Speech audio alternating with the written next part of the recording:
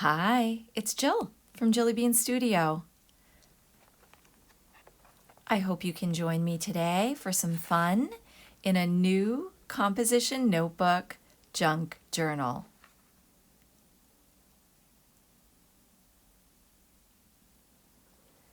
Welcome to my channel, or welcome back. I'm glad you're here. I have been working in this big one, this chunky monkey of a composition notebook in September, October, and currently in November. And I am trying to plan ahead. We'll see how this goes. I am going to plan ahead, yes. And I am going to make today, or set up, an altered composition book in this mini composition notebook. I've not really done a whole one of these before and thought I would give it a whirl. So I hope you can come along today.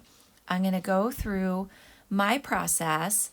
There are tons of videos out there that will show you how to do composition notebooks, and everybody has their own way. So I hope you'll come along to see how I like to make mine.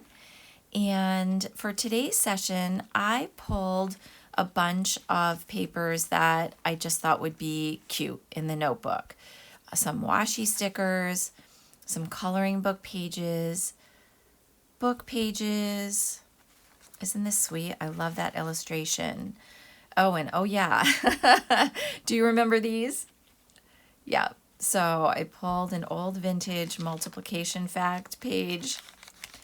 And this one is an inky paper I made over the summer, and I just grabbed that from my stash. I love dictionary pages. And I'm going with a mix of colors, I think. Now these are really sweet. I love these retro TVs.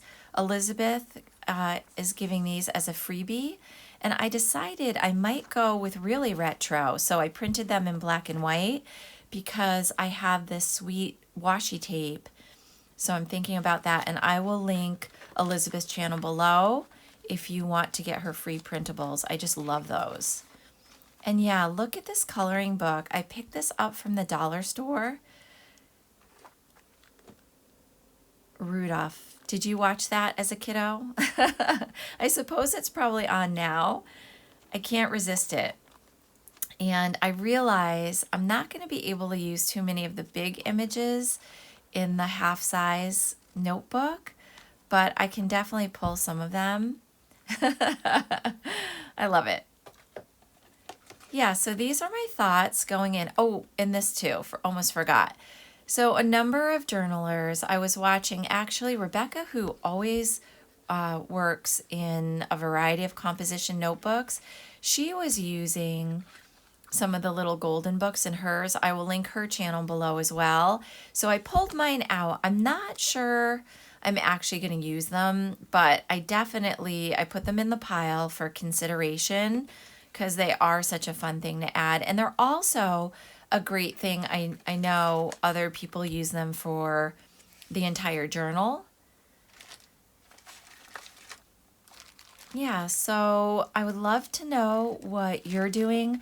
By the way, my voice is kind of on and off with all the beautiful fall leaves that now have fallen. They have definitely kicked in my seasonal allergies. So I apologize if I get a cough in there or whatever whatever happens.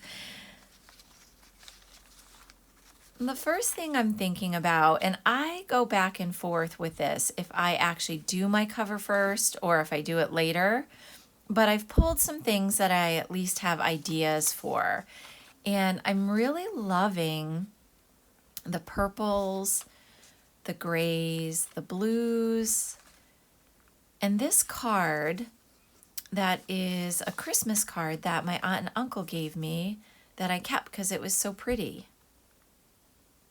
I kind of like that. And that would be fun too if I keep it as a card. It can also open up on the cover. Yeah, so what is this? I think this is Peter Popper Press. I love that. Now, I go back and forth with my videos and I do speed them up. I have to give you that heads up because a composition notebook takes a while to prep.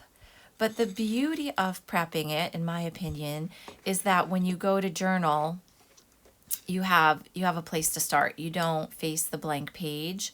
So I really love that about the process. And I use a glue stick. So here's my process. And again, there's so many journalers who do it so many different ways, but this is the way I think. I like to start in the middle and find where the sewing is, where it's bound together. And I kind of leave those 2 pages open, maybe for a pocket or something like that. And then I count from the middle how many pages I will need towards the cover. So again, I don't journal every day. I tend to journal a few pages a week, but in this one, I'm going to give myself extra pages for goodies because there's so many beautiful pieces of packaging during the holiday season and all that. So I'm going to double the pages, glue them together, or I'll show you, I'm going to hinge them together. So I'm kind of counting out, I think I'm going to take out half the pages of the notebook and keep half the pages in. So again, it's an 80-page notebook, and so if this makes sense, there's 40 full sheets when you count on either side. Okay, again, speeding up and grabbing coffee because this is a process. So yeah, so I remove the extra pages now. So I pulled out 20 full sheets because there are 40 full sheets in an 80-page journal. I hope that makes sense. You'll see it when you do it. And then each sheet, when you actually pull it out, when you tear out on the left-hand side of the notebook, obviously has its buddy on the right-hand side, so that'll just kind of slip out. Okay, so again, not a step-by-step here, but the kind of the overview. So I hope that makes sense. That's the way I think about it. That's my process. And again, everybody's different. Next, I'm going to share something that I love to do in my composition notebooks, and I've done it before, which, by the way, I will link how I made the large composition notebook that I'm currently working in the description box below, as well as Elizabeth's channel, Never Hopeless, and Rebecca Hoot's channel if you want to see how she makes her pretty composition notebooks. And the Hinge method is really taking 2 of those sheets, and I just pulled off the paper clips because now I have the number of sheets I need, by the way. And they're kind of, they kind of get in your way. They're kind of a pain if you don't pull them out once you have your sheets ready. I just take the width of my ruler and I turned it upside down to cut out the glare. Take 2 pages and then open it up, and it makes this cute little hinge. Grab the glue stick and measure the page. I don't know about you. Do you like to tear your pages? And as we go through this process, I would love to hear what you're working on. I'm proud of myself that I'm planning ahead. That does not always happen. What do you have in mind for December?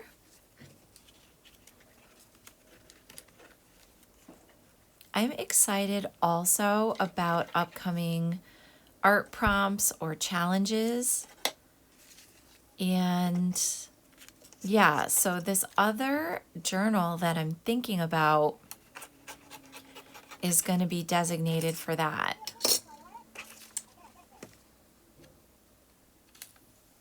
That's why I'm hoping a half-size composition notebook will do the trick, right? As they say.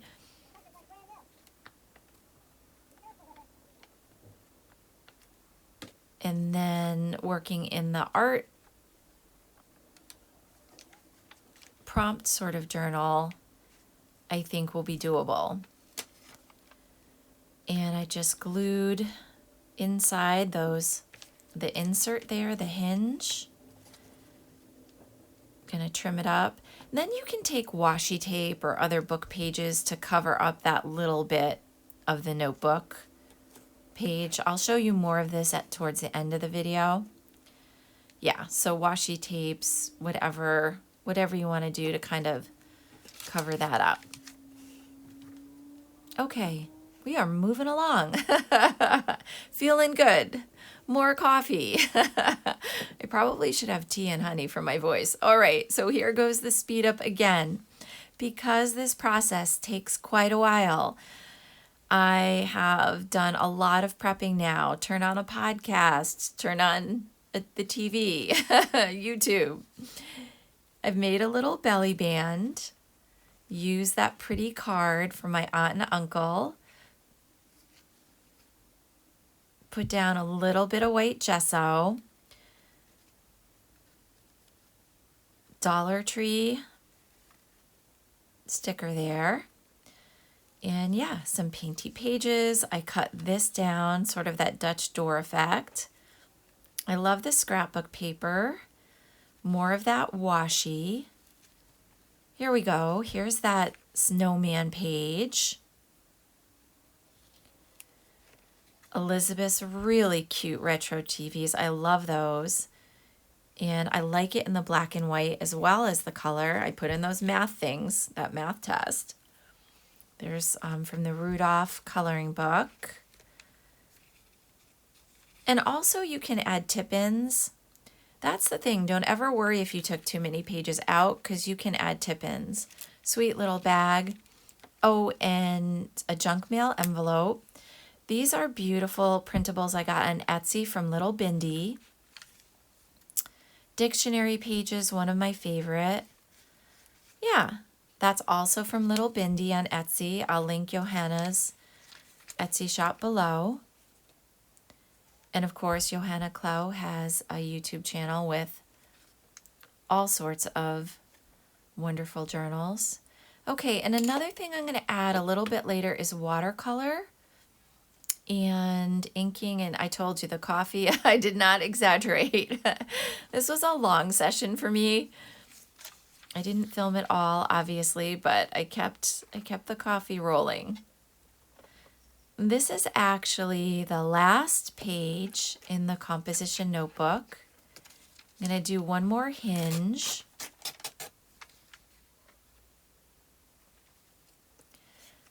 So as we do this together, I hope that if you have any questions, just let me know below. Also, I hope that as you enjoy your process, that you might enjoy these free printables I have in my Ko-fi app, which is the little coffee cup in the banner. I have those moon and star printables and some more, and they are free in November 2022. Oops, I just dumped them over.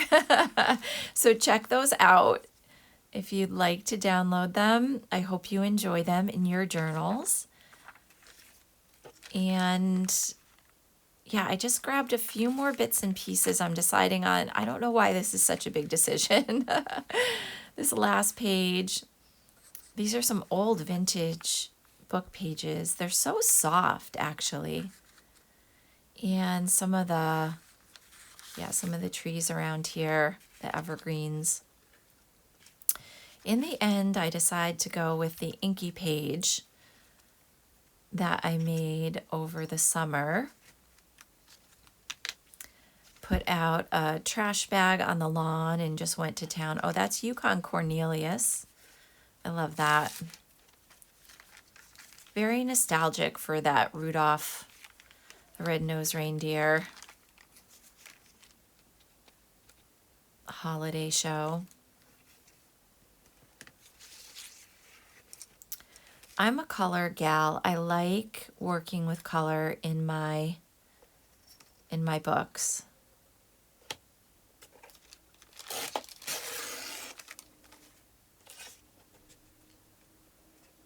And I found this process, even though it is a commitment, takes a bit to get your composition notebook set up.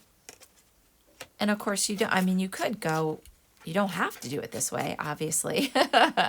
But if you decide to do it this way, I do find you get into a flow. And that's something I really enjoy about journaling in general, is getting in the zone and just playing with paper, enjoying the supplies that you have. And this will be the last little hinge. This is a piece of, what is it a piece of? It's a piece of deli paper, and that's great to have on hand for gluing. And when you get to painting, which I will get to, we're in the home stretch of this journal session. Yeah, so it's as simple as that, this hinge method. But the result, I think, is quite wonderful. You end up having all these pretty papers inside. What is that? That is washi tape or something. Inside your notebook. And you don't have to always glue together or glue over the pages. Okay, so here we are. I think it's sweet.